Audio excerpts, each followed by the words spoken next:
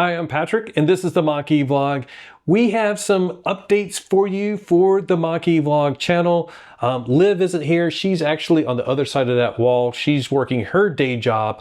I'm sitting over here. I'm actually unemployed right now. I'm going to tell you all about that and the sort of roller coaster that we've been on for about the past 3 months. So let's go.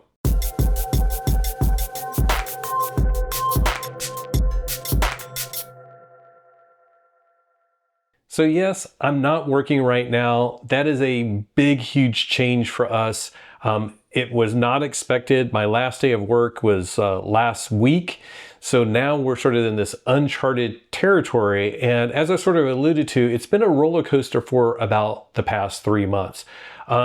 And you may have noticed throughout the life of this channel, Liv and I really don't talk much about our day jobs. We both have Monday through Friday day jobs. We've both been working remotely for at least the past 5 years.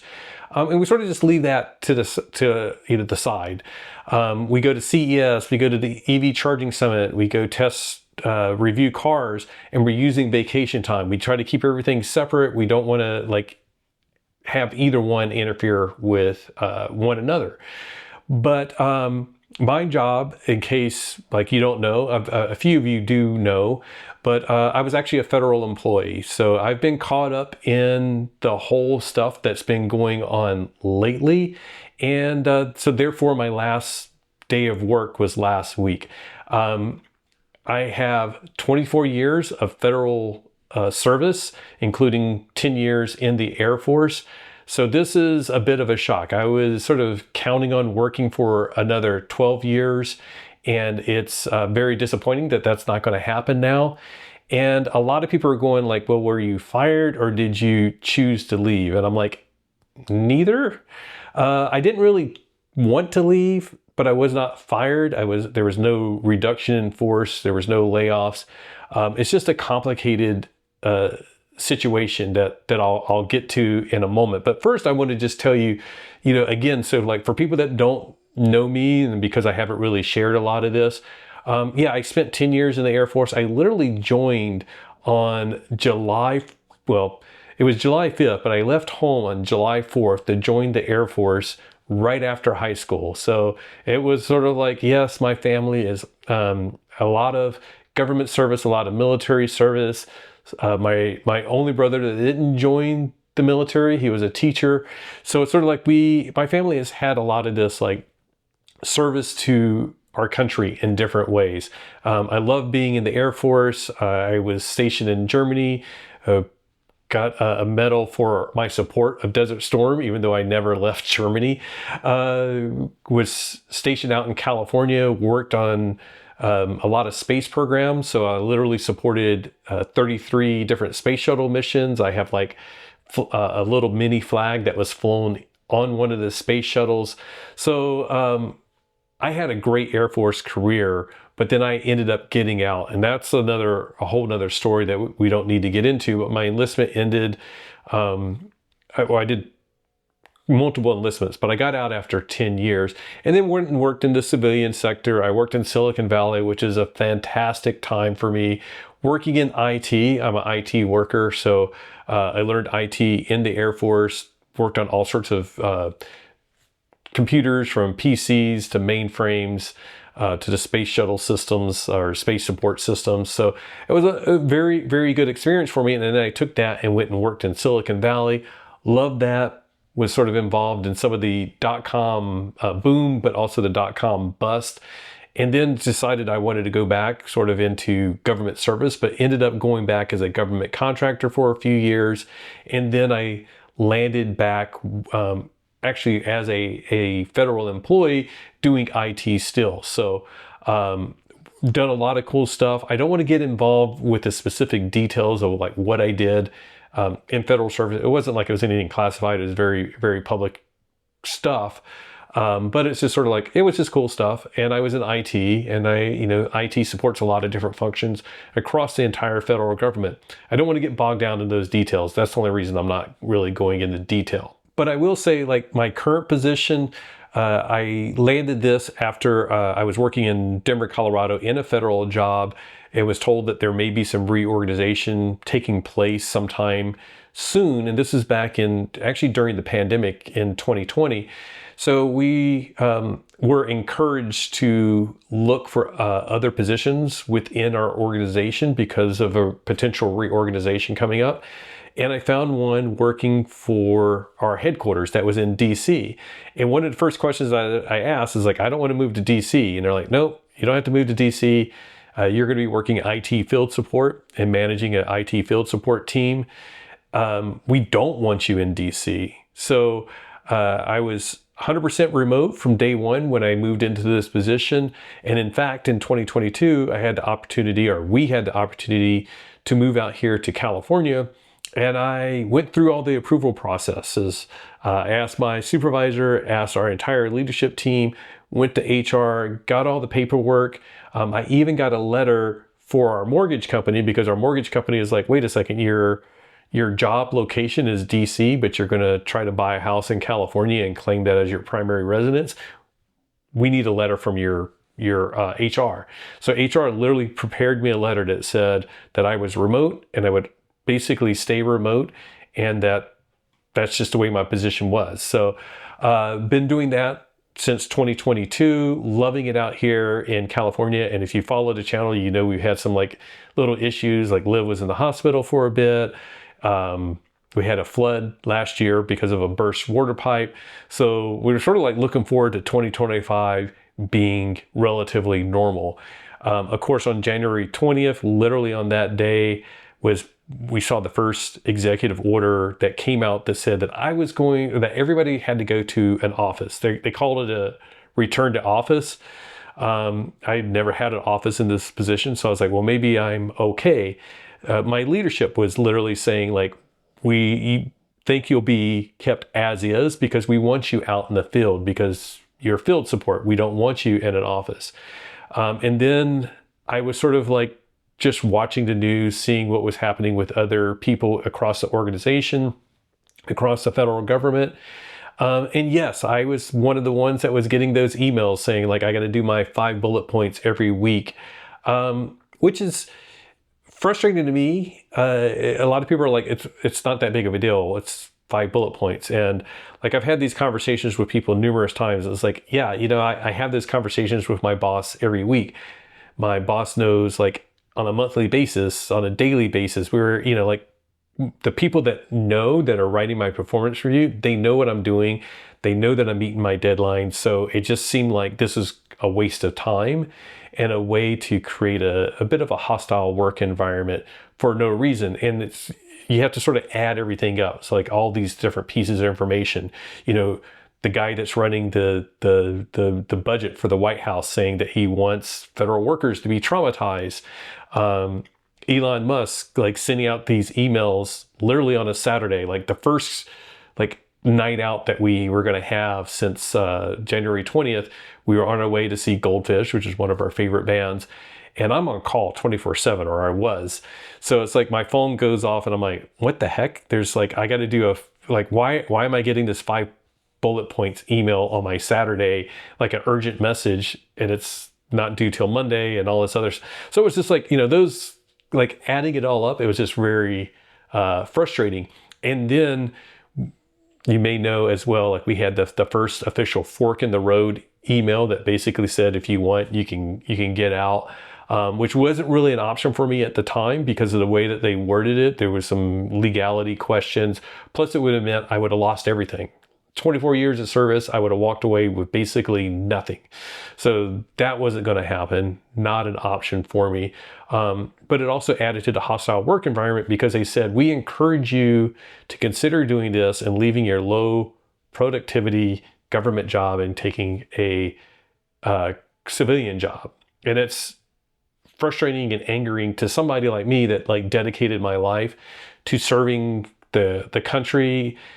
Like I said, working on a space shuttle program in my current role and current department, doing some really cool projects that I know have like had great impacts on economies, on people, on tourism, like all sorts of different effects that our work has had on people. And I know that for a fact. I don't feel like I need to justify any of that. So that was part of like creating a hostile work environment. And then knowing that like people over me, our leadership, I work in IT, we have new people being appointed over us that I wasn't necessarily trusting of the direction that they were taking our organization. And then circling back around, sorry, I'm rambling, but this is convoluted and a roller coaster, back to the return to the office. So like there is no office for my agency anywhere around here in North County, San Diego. And I was being told that we should probably have an exception because they do want me in the field. I will never have an in-person meeting. I deal with people from Puerto Rico to Texas to Maine to state of Washington, Hawaii, like all over the US. I don't have in-person meetings, and I would never have an in-person meeting no matter what. So I thought I was going to get like some type of an exception. But then beginning of March, my boss like sets up a meeting for me like with 5 minutes to spare. And I'm like, whoa, what's going on? And it's like, as soon as we get on, it's like, well, we've assigned you an office and here's the address. And I was like, where is that? And I had to literally like look it up on a map. I'm like, it's 49 miles away. And I was like, well, what agency is that? Like, I don't know of that office. And my boss is literally like, had no idea what agency it was even with. Turns out later, through some sleuthing, I figured it out. It's an agency that's not our agency. So even though I'm in IT, like if the person next to me had a problem with their computer, I wouldn't even be able to help them out because we have no access to that agency's computer. So it was going to be a weird dynamic. Nobody from my team was there. And to be truthful, the place looked like a warehouse. Like half of the building was actually an auto repair shop. And then the other half was this government agency. And I was like, this is just like a horrible situation. And we're in Southern California. So 49 miles means probably an hour and a half at least each way. So 3 hours a day of commuting. And I'm like, yeah, I know everybody's going back to the office in the civilian world, or a lot of people are. I think it's silly for somebody like me that's doing this remote job. But the fact that it was going to be 3 hours a day, and it actually, I think, hurts the organization because, like I said, I was on call 24/7, and it's very hard for me to do my job. Like if I'm on the road and I have to, federal rules, I'm like, I can't respond to text messages. I can't look at my phone, and it's not tied into my car because it's not authorized. So it's like all of this, like it's like I'm actually going to be unavailable for 3 hours a day when before I was always available. And because I was a West Coast guy, if we have an outage at midnight on the East Coast, it's 9 o'clock for me. It was like very easy for me to respond. And don't want to complain at all, but it was like I was literally answering usually 2 or 3 after hours calls per week at a minimum. In addition to all of that, I've also seen some of the training slides that they're using because across the federal government, all agencies have been instructed to start planning for a reduction in force above and beyond what has already taken place. And I've seen some of the training slides. People have basically gotten them from OPM, the basically head HR of all of federal service. And one of the things that they are basically are training organizations on or agencies on is how to eliminate all federal or all remote workers that are still not in the office, and how to do it legally so that it'll stand up in court.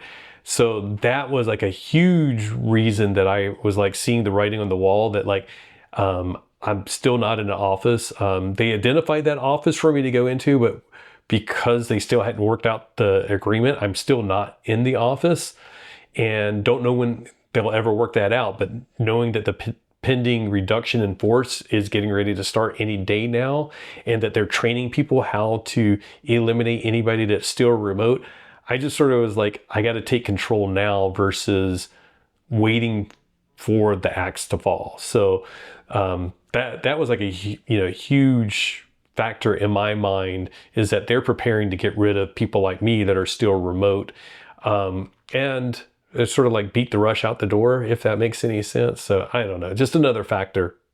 Anyways, I think it was going to be worse for the organization, way worse for me. a lot of my efforts for YouTube are because I'm able to work from home, so that I log out at 4:30 or 5 o'clock, and then I immediately can, go to the other room, log into my other computer, and I'm able to edit. I'm not spending an hour and a half on the road.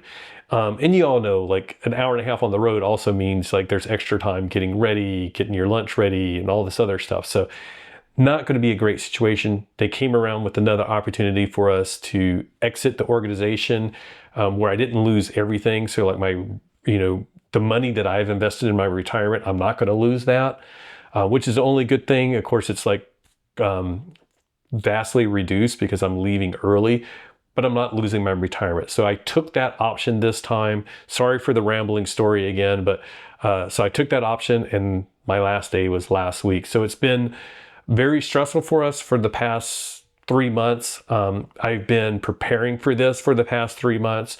So Liv has been taking on the burden of doing like all of the video editing, all of the outreach to companies that we deal with, whether it's vendors or people that we want to interview, that we need to schedule time with. All the editing, publishing, everything. Liv has been handling all of that because I've been doing some IT certification testing that I needed to get back up to speed on, because now I got to translate my skills back to the civilian world, and I need to update some of my certifications. So I've been studying, focusing on updating my resume, focusing on updating my LinkedIn, all of that good stuff. She's been handling everything with YouTube and has been doing a fantastic job, as well as like just making my life easier. When she thought I was going to have to go to work 5 days a week for the first time in 5 years at some other office location, she made sure she ordered a bunch of snacks for me that I could take with me to make my life easier. I can't speak. She's been my hero. So, and she's been the hero of this channel and keeping it going. Now that I'm unemployed, what's next? A lot of people have asked, like, am I going to just go do YouTube full time? I wish. I would absolutely love that. But we part of this is like we moved to California and it's really expensive out here, and we don't make anywhere close to what a full-time IT salary is doing YouTube. So no, not going full-time YouTube. I would love to do it, but it's just not in the cards right now. But I will, while I'm looking for a job, I will hopefully record a lot of videos like this. We're going to turn this into our recording area. So hopefully the next time you see this, there'll be a lot of stuff on the wall, make it a little bit more interesting of a background. But I am going to try to record a lot more videos, do some quick, easy ones with our Equinox and with the Mach-E, to do some updates, do some news videos, and try to crank things out a little bit more. I will also be doing some more certification studying and testing. I'm enrolled in a program that starts in May, so I'm going to be working on that. So I have some leeway of time of where hopefully I can produce a lot more videos, do some studying, as well as I'm going to be looking for a job. If you are interested, if you know of anything out there, I'll put a link down below to my LinkedIn profile. Basically, I'm an IT manager with a lot of varied experience. I've done everything from database administration, website administration, website design, a lot of systems administration stuff, mostly Windows, some Linux as well. So my background is varied. Lately, I've been doing a lot of like basically more of management side of things, including like contracts and our remote field support, for example. So it's like my background is pretty all over the place when it comes within the IT world. But of course, I also have some of this extra stuff from doing YouTube. So content creation is something that I'm looking at. Like, are there any jobs? I found a job recently that was like content creation and IT person to do content creation in the IT world. So I was like, that sounds perfect. So I applied for that job recently. I also was on city council for 4 years. So I have like some other experience with like local governments as well. So a lot of crazy, or not crazy, but just varied skills in my tool set. Ideally, if I could say like my dream, it would be to do something in IT in the EV industry, EV related industry, not necessarily for a manufacturer, because I wouldn't want to work for, like somebody pointed out that Scout was hiring. And I did apply, but I would sort of hate to work for Scout because then I probably couldn't do YouTube videos reviewing Rivians or Fords or whatever. So maybe an EV charging company, EV nonprofit, some EV advocacy agency or something like that would be absolutely fantastic. And I love working remote. So I know those positions are not as common as they were maybe a couple of years ago, but I thrive in the remote work environment. I'm used to working with teams all over the US. So if you happen to know anything that's, IT or EV or remote related, please let us know.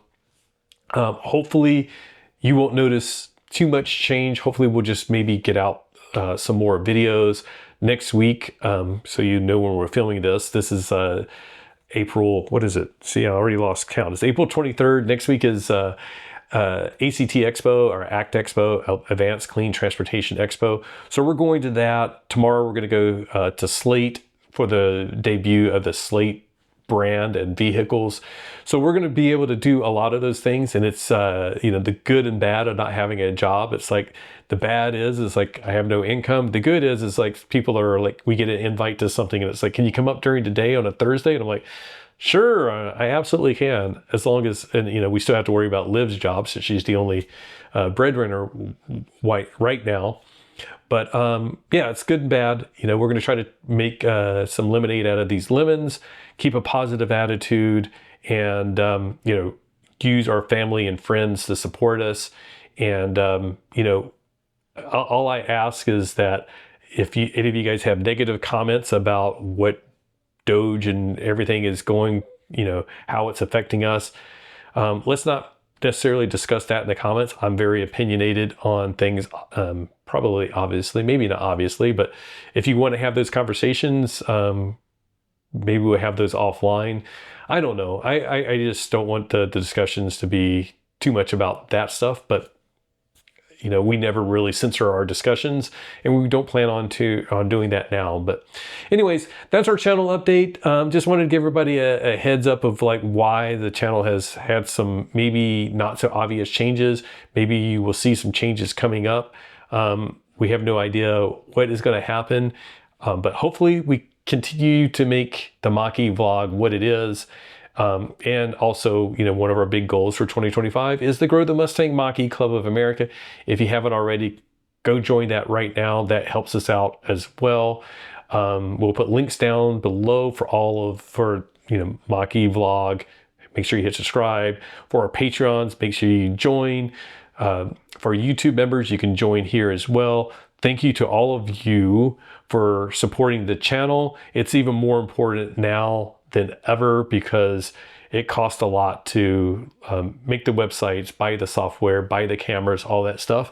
And now we're not spending any of that extra money because we got to like save it all, keep it for our emergency fund as the unemployment days last longer. It's weird to me. Maybe I'm like freaking out more than I should, but I've never really been unemployed that long in my entire life. And I don't want to start that trend now, but I hear the job market is not great. I've applied for a couple of jobs where it's like, this job has been open for one day, and on day one, they got 300 applicants or 500 applicants. So seems really scary to me right now, but hopefully I'll find something and find something quickly. But yeah, again, thank you everybody. Thank you for all of our supporters. If you want to join and support the channel, we'll put links down below. It's not funding our mortgage. It's going to fund this channel. As always, we'll keep it focused on that, but I appreciate you guys, appreciate you for watching.